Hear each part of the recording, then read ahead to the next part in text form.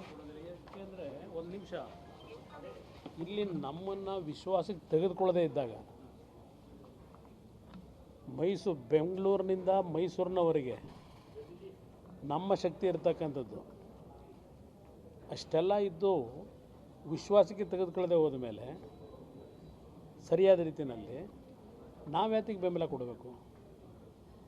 ರಾಜಕಾರಣ ಮಾಡೋದು ಬೇರೆ, ಚುನಾವಣೆಗಳು ಬಂದಾಗ ಬೇರೆ ಒಟ್ಟಿಗೆ ಇರ್ತಕ್ಕಂಥದ್ದು. ಆದರೆ ಇವತ್ತಿನ ಈ ರೀತಿಯ ಕಾರ್ಯಕ್ರಮದಿಂದ ಸಾಧನೆ ಏನು ಮಾಡ್ತೀವಿ?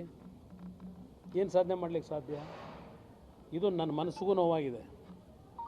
ಯಾವ ರೀತಿ ನಡ್ಕೊಂಡಿದ್ದಾರೆ ಇವರು. ಈ ಪಾದಯಾತ್ರೆಯನ್ನು ಕಾರ್ಯಕ್ರಮದ ಮುಖ್ಯಸ್ಥರುಗಳನ್ನು ಯಾರು ಮಾಡ್ಕೊಂಡಿದ್ದಾರೆ? Who is that Preetham Gowda? ದೇವೇಗೌಡರ ಕುಟುಂಬವನ್ನು ಸರ್ವನಾಶ ಮಾಡಲಿಕ್ಕೆ ಹೋದಂಥವನ್ನ ಸಭೆಗೆ ಕರೆದು ಕೂರಿಸ್ಕೋತಾರೆ, ನನ್ನ ಸಭೆಗೆ ಕರೀತಾರೆ.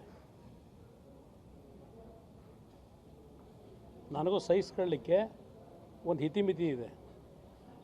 ಯಾರ ಕಾರಣ ಆ ಪೆನ್ ಡ್ರೈವ್ಗಳನ್ನ ಬೀದಿ ಹಂಚಲಿಕ್ಕೆ?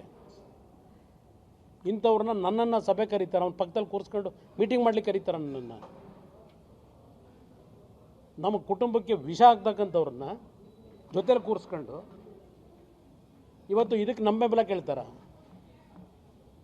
ಗೊತ್ತಿಲ್ಲ ಅವರಿಗೆ ಅಲ್ಲಿ ಏನೇ ಆಗಿದೆ ಅಂತ ಹಾಸನದಲ್ಲಿ. ಯಾರಿದಕ್ಕೆ ಕಾರಣ?